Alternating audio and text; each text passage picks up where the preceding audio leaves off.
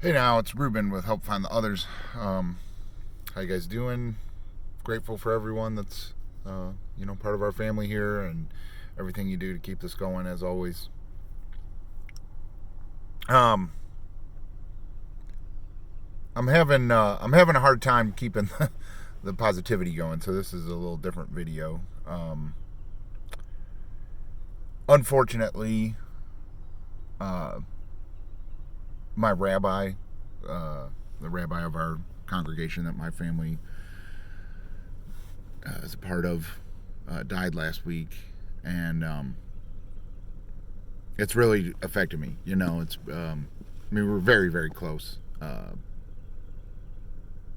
You know, she wasn't just clergy; she was family, and it's just given me kind of a blow to, everything that. I mean, I'm still positive and hopeful and all that, but it's definitely affected me just like any other family member dying. And so, it's like added on top of this time where it's hard to be positive and you know look at the light of life and stuff like that. It's just a hard time to deal with grief and mourning and stuff like that. Um, and while she had cancer, so it's kind of like,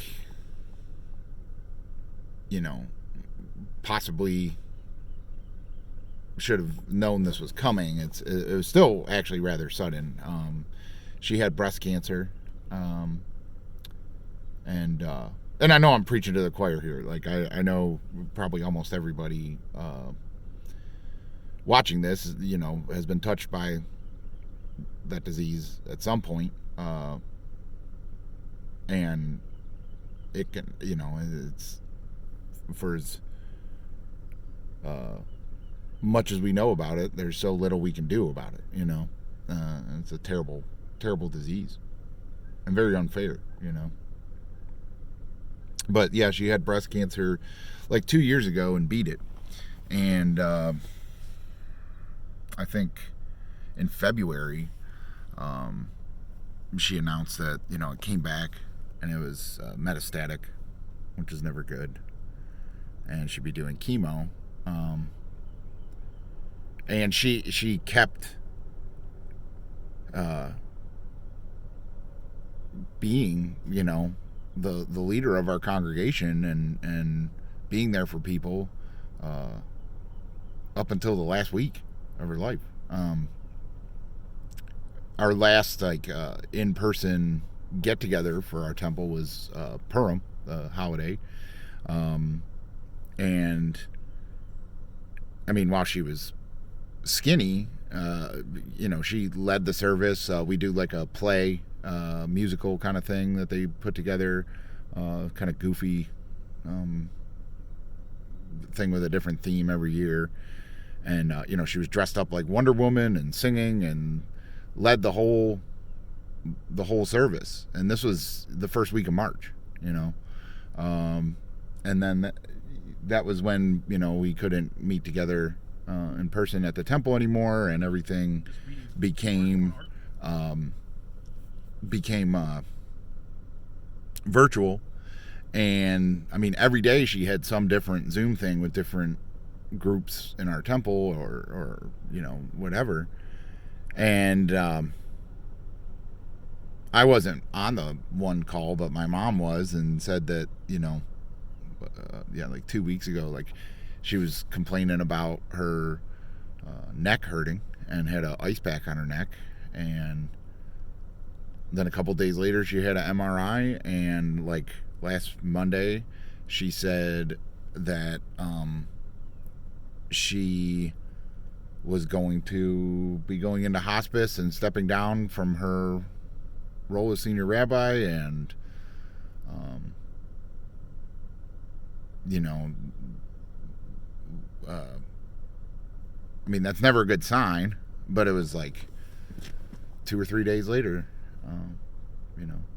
she passed away. And It's just really sad.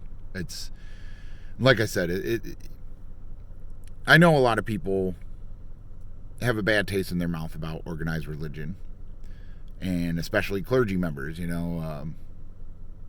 can look at these huge pastors that have mansions and don't pay taxes, and they're just like Joe Rogan says, they're ballers for God. And we can look at priests that molest children, or ministers and stuff that preach hate and fear and all these things. There's definitely clergy that do more harm to the world than they do good. And I'm not, I'm not spiritually Jewish. I say that all the time, and I mean that. I don't believe that there was Abraham and Isaac and whatever. I don't believe the Judeo-Christian account of world, to be history. But I've said it a lot that I really appreciate religion, or organized religion, for community and support and identity. But you have to find the right one, and you have to have the right leader. Clergy is important. To have a leader, to have a shepherd of the flock. It's important, and it's even more important to have a good one. And Sissy, her name was Sigma Quran. Everyone called her Sissy. It was just, you didn't even say like Rabbi Sissy. It was just, that's Sissy. And she was one of the good ones. And that's what's so sad, is like, this is a time where we need those people. Whether or not you believe religion can get you through tough times like this, we're all in this together, and we need the community. And we need spiritual guidance, and she was that for so many people, not just our congregation.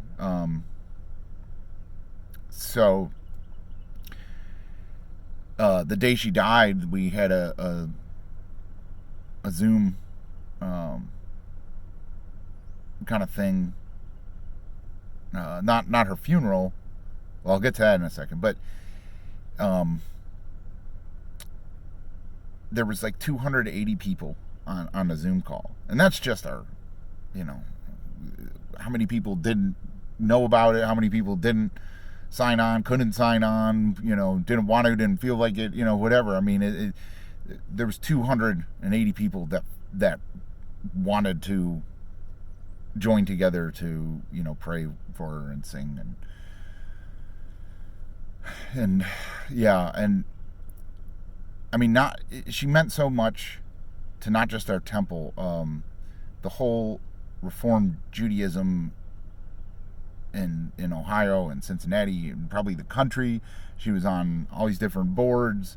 I'll put a link to her obituary, so you guys, if you're interested, can see like how important she was. And we often think of rabbis as like some old white dude with a big beard and whatever, and that's like she's the first rabbi I ever had that I would say like, that's my rabbi. Like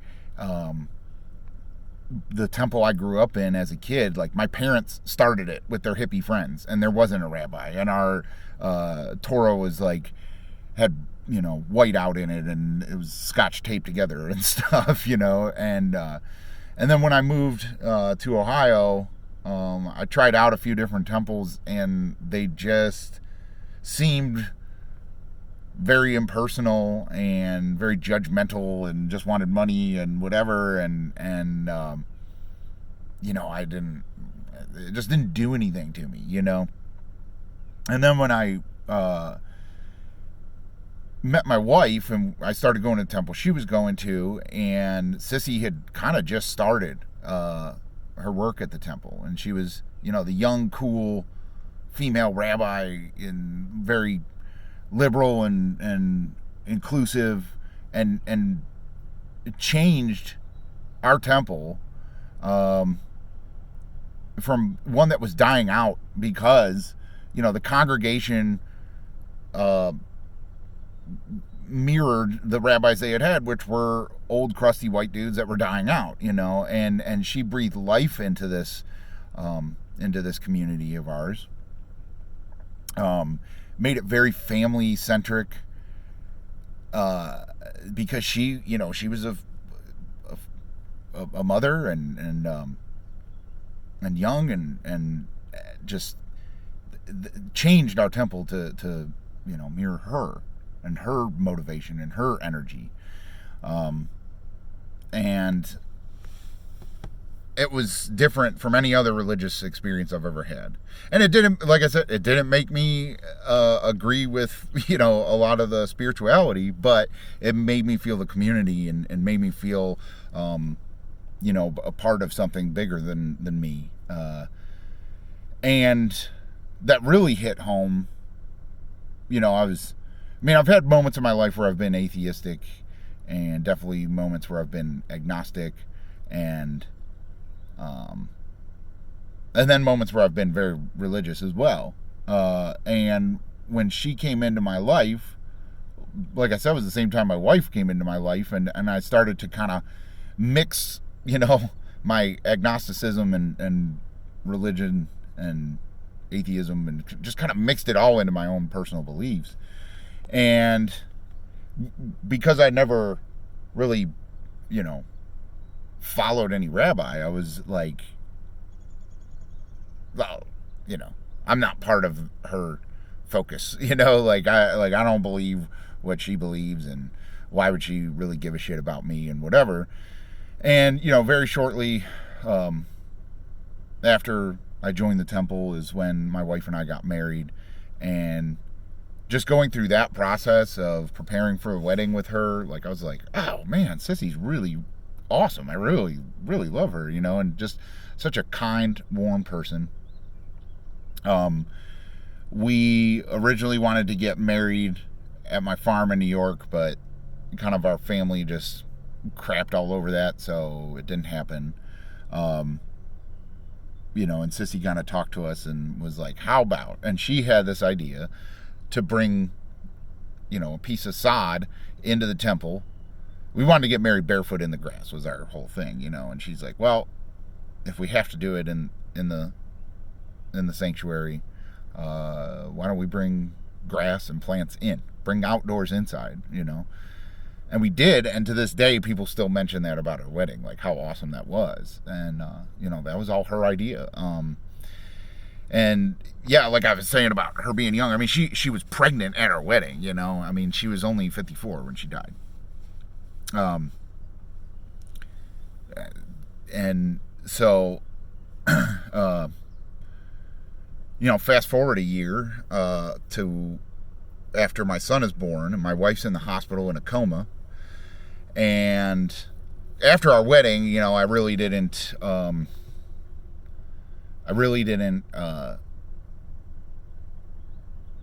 take religion, I didn't go to temple and stuff like that, and I really didn't feel like going until I was a parent. But when my wife was in the hospital, Sissy found out somehow and just called me in the middle of all these people calling me and all this stuff and everything. I was like, what's this number? And it was the rabbi. And she was like, hey, I'd really like to be there for Lauren, my wife, and I'd really like to be there, but because of privacy laws, like I don't know what hospital she's in, what room. I mean, do you mind if I come? And I was like, yeah, I'm gonna be there later, and I told her what room or whatever.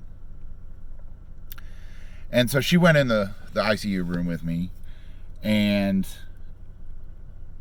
I mean, she did ask, can I say a prayer of healing, and you can join in if you want.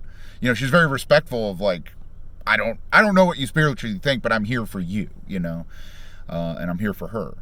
And I was like, that's fine, and she said the prayer and stuff, and which is a very standard rabbi's thing to do. And then she was just sitting there thinking and looking around, and she said something that really like struck me as very personal and like taking religion out of the whole thing. Because at the time I was like, I was angry at God for putting my wife in that situation. I wasn't hopeful that God would, heal her, And but she said something that really stuck with me, and I realized how much of a human she was. And it's that, she was like, there was 100 machines in this room, hooked up to my wife. And, she said, look at all these machines in this room that are providing the life for her right now. And think about, they're doing the job that her heart does every day. That's how strong her heart is, and that's how strong the life is in her, and that's how strong your love is. And when she is healed and doesn't need these machines anymore, that's what you need to think about, is how strong the human heart and love and life is. That's how strong it is. It takes this many machines and cutting edge technology to do what our heart does and our lungs do and the life inside us does, And she said, and whether you believe that's God or not, that's what we need to focus on, is that life and that love.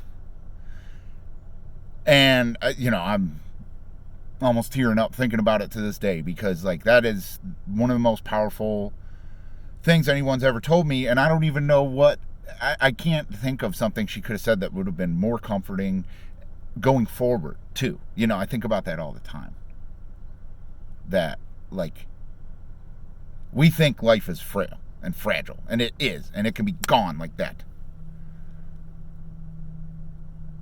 But we can't look at that fragility and be like, and disregard how strong life and love are.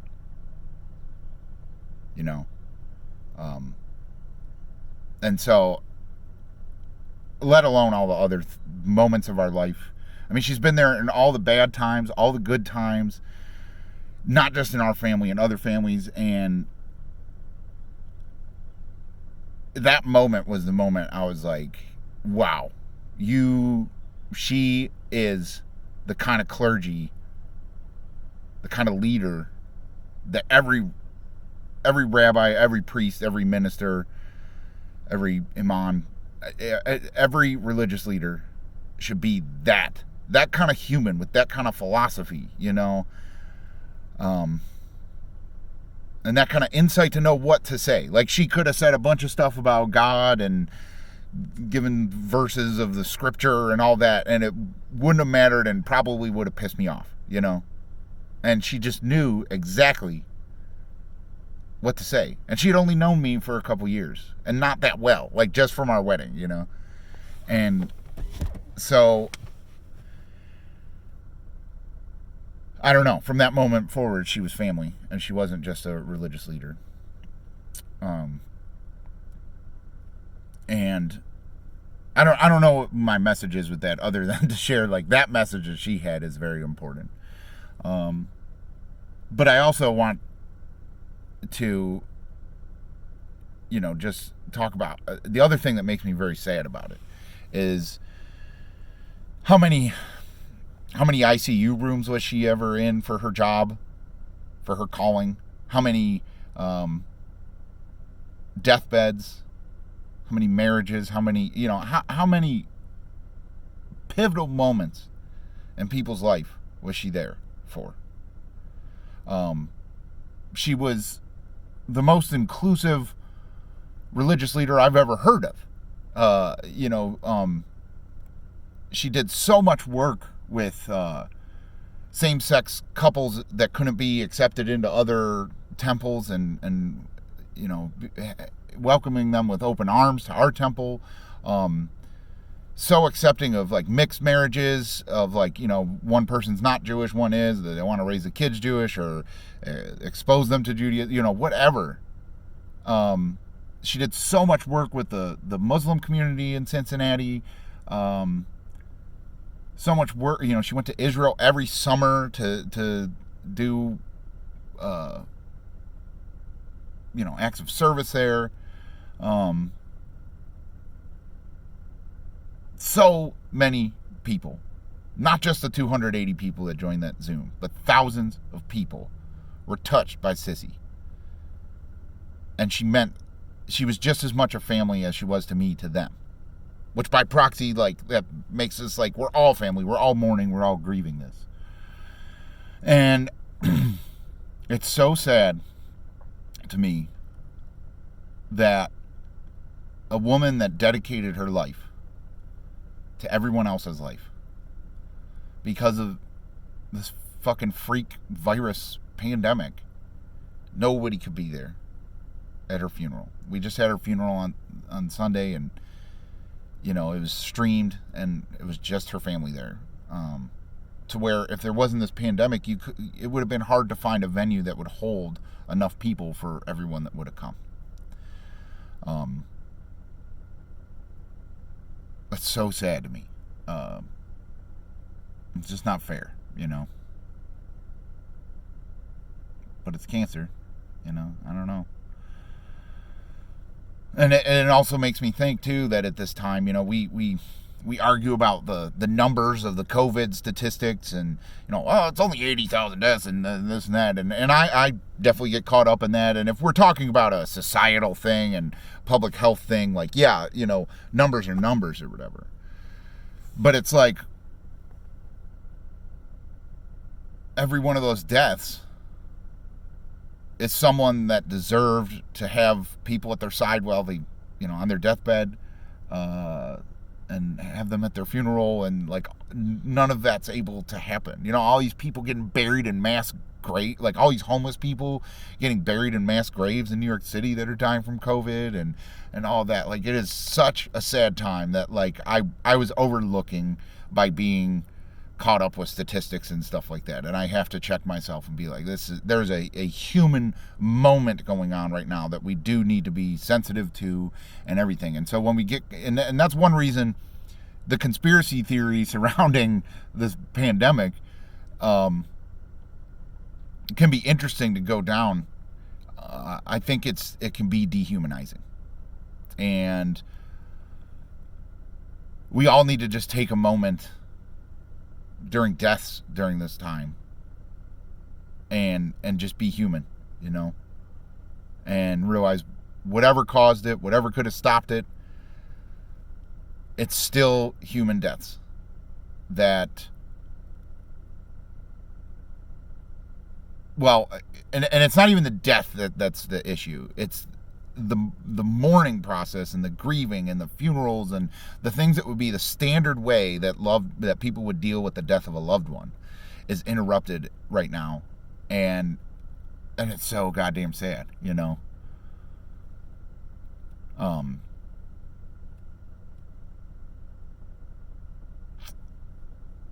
I don't know. But I don't want to go off on a tangent about COVID. I more just wanted to just give you guys a real moment where I'm not always yeah, you can do it. You can do, it's this really took the wind out of my sails, and I'm sure I'll get back to feeling motivated, but it's just, and you guys have experienced it too. I mean, everyone's had death in a family, and you know how it can affect you going forward and everything.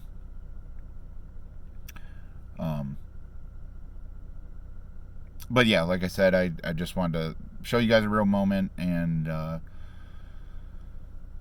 give a little memorial tribute to Rabbi Koran. Like I said, I'll put a link so you guys can read about her and her work, and if that keeps her memory alive a little bit, and people that didn't know her, that's even more people that her life can be inspirational to, because that's the biggest thing, whether you believe in her beliefs and her religious calling, or if you think that organized religion's bullshit, or any of that stuff. if you look at the work that she did, regardless of what her job was or what her position was, she's as good of a role model for community as I've ever seen, and that's what she did. She didn't preach culture, she preached community, and she built that community. She built our community, and we will continue on. We're all stronger because of her at our temple. But to people that aren't part of that, like, she's still an inspirational role model, and I just wanted to take a moment to talk about that.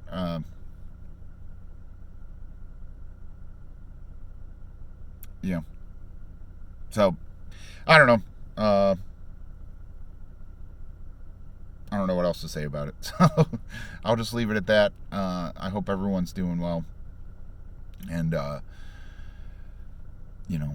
getting through. We're coming to summer, and I feel a light at the end of the tunnel. I'm trying to not get the fear, and I hope you guys aren't either. So be safe, be well, and most importantly, be kind.